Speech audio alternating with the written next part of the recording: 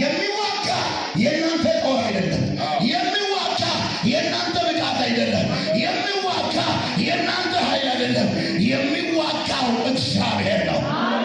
እግዚአብሔር ተዋጊ ነው። ስሙ ማን ነው? እግዚአብሔር ተዋጊ ነው። ስሙ ማን ነው? እግዚአብሔር ነው ማለት ነው።